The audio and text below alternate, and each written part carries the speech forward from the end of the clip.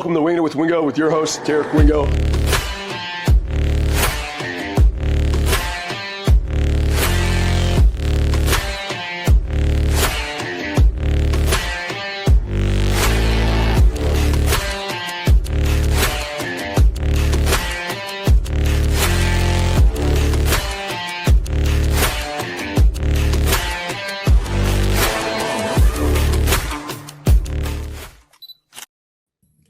Welcome to Winging It with Wingo with your host, Derek Wingo. I'm super excited to have our special guest today, head coach Jon Sumrall. What's going on, Coach? How you doing?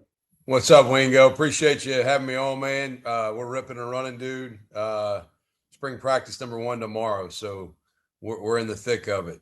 Heck yeah, man! I'm excited. I'm fired about you just overall. My journey at Florida was I could write a book about it, right? It was all over the place with coaches, with NIL, with coming in during COVID. But I'm trying to find an extra eligibility to come back and play for you, just because I'm pumped with the way things are going so far. We take it, man. We need all the help we can get. You're a Gator. You know what it means to be a part of this program, this place. It's special. Such a cool opportunity to be the head coach here.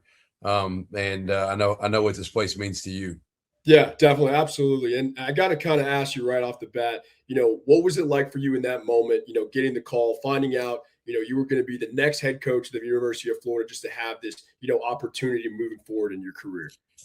Yeah, there's a lot going on, to be quite honest. We were having success within our own season at Tulane. There were a couple of opportunities that were kind of maybe presenting. And as you work through those opportunities, you just try to evaluate what place you feel like you fit best and what place fits you best. You don't get to be a head coach without the school selecting you. But no different than a recruiting process. As the coach, you also have the opportunity to make your own decisions about what you do and don't want to do. And the more this thing kind of was pulled back and I was able to see maybe what this place looked like internally and how I would fit here, my family and I, it became more clear to us this was the place that we were led to be. And man, it's been surreal. Like, the week of accepting the job was getting ready to play in a conference championship game because our calendar is kind of funky in college football right now, where you're taking a job, coaching in a conference championship game, getting ready for the CFP as the head coach of 2 schools. But man, there's been days, months later, that I still wake up and I'm like, I wake up pretty consistently at 4:30 a.m. And there's been several days I wake up at 4:30. I'm like, dude, I'm the head coach of Florida. Like, how cool is this? And it's like pinch yourself type moments. So don't take any of it for granted. Having a blast doing it, and loving getting to serve our players and help them develop and grow, man. Heck yeah. And I give obviously huge, tremendous respect to the way that, you left off at Tulane, just being able to finish strong there. And I know those guys respected you a lot. Everyone always talks about, the tweet, right? The 2 phones, 2 jobs, and 2 hours of sleep. And I could tell you were a linebacker back in the day. You have that mentality of just, getting after. I saw you played a little bit of ball at Kentucky back in the day. Yeah, so played there 2001 to 4. I love to tell people my claim to fame is in 2004. I led the team in trips, not tackles. I wasn't fast enough to actually get my head across the ball carrier and maybe knock them back all the time, but I was giving everything I had and swiping ankles, and as Dan Kim would say, biting kneecaps, man. We were, I was a safety coming out of high school.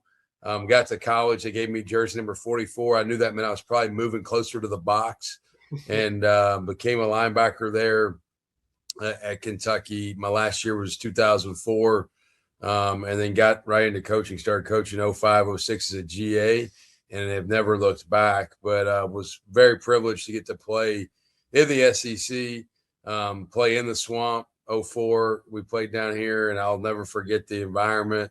Yeah. How hostile it was, the energy. There's no place like the swamp, man. Definitely. I mean, I'm excited for you. Obviously, September 5th, right? It's going to be packed in there versus FAU. But just to, experience that going in the fourth quarter with Tom Petty, those are all things that, you'll never forget. And every time you have that opportunity, it's like it just keeps getting better every single time. So definitely excited for you that. Talking about the University of Florida, right? Being able to come right in, make an impact, retaining some of these top guys. Obviously that shows right away what type of person you are, the character and the model that you have for this team and for the future. What is your team identity? What is something that you're looking to install in this group of leaders and guys that you were able to kind of retain and then go on and moving forward? Well, look, this is a player-driven program, and any program I'm the head coach of, everything here is about the players. It's not about me. Our job as coaches is to serve and develop the players. And if there were no players, they'd have no need for coaches. Like, I wouldn't have a job. And so everything I do, every decision I make is about really geared around what's in the best interest for our players. And so that makes my job easier and cleaner, because then my thought process is much more, I would say, streamlined in how I'm making decisions. But man, I want our guys to embrace every moment of their opportunity here. We want them to do things with a great attitude. I'm a firm believer the only disability in life is a bad attitude. And if you have a great attitude, you can accomplish anything you want to. We want this football team to be mentally tough and physically tough. We want to play with discipline, and we want to play with love for this game and for this school and for each other. And so those are sort of the core values that we're trying to build this thing around, in regards to attitude, toughness, discipline, and love of each other in the game and our own craft. And so, man, these guys, we're asking them to put in a lot of work. They've been very eager. I've been so pleased with the mindset. I think the guys want to have success, and they want to find ways to create advantages for themselves to get better. And like you said, the retention part of that has made a lot of that easier. It was very important to me for us to retain the Jaden Balls and Jaden Woods and VB3s and Miles Graham and Dallas Wilson and a lot of people that have been here. A lot of guys have been here, and I'm not naming everybody. That's just a quick five, right? But there's a lot of guys that this place means something to, and to see them maybe have an opportunity to leave a legacy here, make a mark that can be lasting, much like so many other former players have done here, is something I want them to be able to do. Yeah, and I always say, being at the University of Florida, when I made my decision to go there, I always said it was a 40-year plan, not just a 4-year plan, right? Because the standard, and what came before you, and then be able to uphold that to have a path for those that are going to come after you. You got guys backing you like Urban Meyer, Danny Warfel, Brandon Spikes. What's it like being around those guys, talking to them, just being a part of your whole process, coming and transitioning with this, knowing the success that they've obviously had here? Yeah, no question. Danny was on the search committee. Danny will actually be at our practice tomorrow. He was very vital through the process of me taking this job. Urban he and I spoke towards the back end of the process of me deciding what to do, and really liked those conversations. Urban speaking at our coaches clinic in late March. Have great respect for what he accomplished here. You think about Florida football, you can't think about it without thinking about Steve Spurrier. He lives here in town still, and his son's on our staff, and Coach Spurrier and his wife Jerry have been very welcoming to me and my wife and the Gainesville community, and just such a great guy because he's authentic and genuine. He brought up Spikes, talked with he's on our staff here in the Gator Made program. Talked with him, talked with Tebow at the back end of all of it, and have had some contact with him. Just all the people that have done so much here and what, have given so much to this place. But at the same time, to your point, it being a 40-year decision, how much they've said this place did for them. And I think the great thing about the University of Florida is, like, man, football matters here. And really all our sports are exceptional. You look across the board right now, we're competing at a high level in everything. Okay. And that excites me because I like seeing our other sport programs have success. I'm not one of these head football coaches that operates in a silo that like lives in my own little bubble and doesn't pull for the other teams. Man, I'm our biggest fan of all the other sports and the coaches and the student athletes in those programs too. But I think the other thing that you sometimes gets lost in this world we live in of NIL and transfer portal is, man, Florida is a top 5 or 6 public institution in the United States of America for the collegiate level too. And so when you get a degree from here, it carries weight. It means something. And this is a place for the academic component. You get your degree, man, it unlocks a lot of doors. Yeah, and like you said, I had the opportunity to travel on all the Gator made trips with Savannah Bailey and them. We went to South Africa, to Greece, we went to Japan, and you would still find people that were Gator grads, and there's Gators all over the world. So it's amazing to see the impact that just going to the University of Florida has.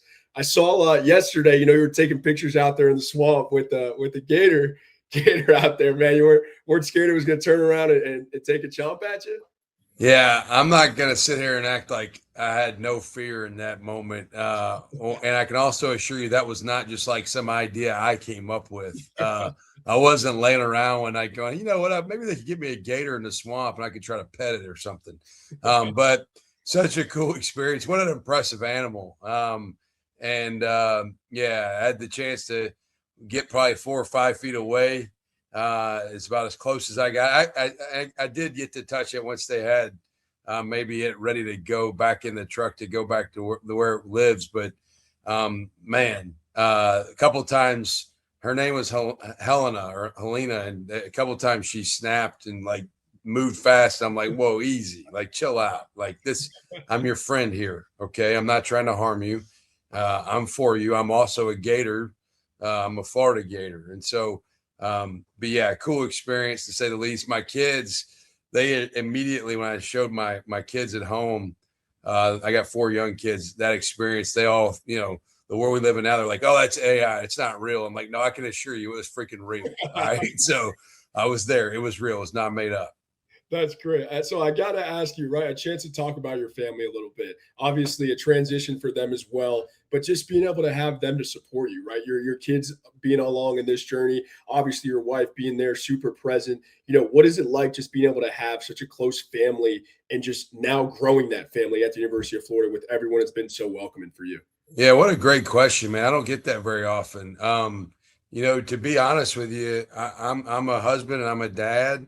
And a lot of times people just see you as coach, right? And that's a pretty big job. Being the head coach of Florida is a pretty big job. Being a husband and dad is a pretty big job too, if you want to do it right. And so my wife, man, she's a better head coach's wife than I am a head coach. And I like to think I'm pretty good at what I do. We've been fortunate. We've won 40 something games in 4 years that I've been a head coach. But my wife, she's the best, man. She's all in. She's along with this journey with me. We were dating. I told her, I'm like, could you live in Pocatello, Idaho? And she's like, yeah, I think so. Why? And I'm like, well, there's this school called Idaho State, and I may have to coach there one day. You never know. And we were living in San Diego at the time, and she's like, for you, I'll do whatever it takes, if whatever you need me to do. Yeah, I'm good. And so she's an unbelievable head coach's wife. My kids are all in. It's a calling. It's a family calling when you do this the right way. My kids, they live and die with every first down or touchdown or whatever. Like they're emotionally attached to all of it. I think my 12-year-old daughter, she probably takes the losses as hard as I do. And I take them pretty damn hard. And so I hate losing probably more than I like winning. My family probably feels the same way. But they're the best, man. I'm very, very fortunate. This community here has been extremely welcoming to my family and with open arms, treated us so well, and just fired up for them to be here with me along in this journey. Yeah, and obviously, you talk about earlier about you getting up at 4:30 in the morning. Everybody sees, right, the posts of when you're walking in and the sun's not even up yet. What gets you up? Like, what's the biggest thing for motivation for you, right? Obviously, you have a plan of attack. You understand, and there's going to be easy days, there's going to be hard days, but being able to look back at what you wrote on your mirror, right? What you wrote on that notepad of what you wanted to do, 6 months to a year from now. What is that for you that just gets you going no matter what the ups and downs and the obstacles that you might still face? Yeah, man, hey, you got a future in this deal, man. You're asking great questions. So I would tell you this, man, I do a job that I love, and it's a passion of mine. Essentially, my hobby is my job. Like I love football. Like I can't imagine doing anything else. Like I really can't. Like I think I got my degree in college in finance. If I had to work at a bank, not knocking bankers, but I think I would be miserable. Like I I freaking love what I do. And so, man, when my alarm clock goes off that early, there's never like, I actually start my day and I'm like, man, how lucky am I get to go do this today? Like how awesome is it that I get to go do what I get to do every single day? And so, and then my next thought is like, how can I help the people around me? Like, that's honestly what I think about. Like all I think about is like, my job is to help equip everyone around me to become their best. And that's what motivates me. That's what moves me. That's what inspires me. That's what gets me going. Is there's no fulfillment in life like helping someone else achieve their goals and their dreams. There just isn't. Like, to be able to help facilitate maybe somebody going from one point of their career to another, to where they're seeing all their hard work pay off. That's what this is all about, man. That's what excites me. Yeah, I mean, I love it. I mean, that's the whole reason and why, I do what I do now, because being able to be a part of someone else's journey and knowing that you had a piece of that and seeing them succeed, right, is the best feeling in the world. There's nothing that really ever Yep. beats that. My last thing for you is just, I wanted to ask, like, what are you looking forward to most, right? Obviously, playing in the swamp, right? Being a part of something special. There's so many different things you can, but is there something that, you're really, really looking forward to with this team and with this upcoming year? Yeah, I'm somewhat micro right now. Like, we have practice number 1 tomorrow for spring ball. I'm excited to watch where this team starts and where we can take it. And there's an old proverb that says the journey of 1,000 miles starts with a single step. Like, to me, it's about those small steps. And you look up, and after you keep putting the work in, you stack days, and you keep bringing it every day with hard work and discipline, and you hopefully build something special that's lasting. I told our team, I've been very fortunate as head coach. Every year I've been head coach, we played in the conference championship. 3 of those 4 years we've won it. And I told them, man, like, when you win a championship together, you walk together forever in life as a team. Like, and seeing that bond, that brotherhood, I really am excited about watching our guys fully buy into what it looks like to care deeply about each other, and not just be self-driven, but be team-driven and be teammate-driven. Like, how can I be a great teammate? And so those are some of the things I'm fired about. And then I'd be lying to say, man, I'm not freaking excited about game 1. Like, coming out of that tunnel, like, I might run somebody over. Like, I'm gonna be jacked. Like, I can promise you, if they video what I say in the locker room pregame for game number 1, they're gonna need the censorship done real well. All right, because I'm gonna be ready to beat somebody's ass.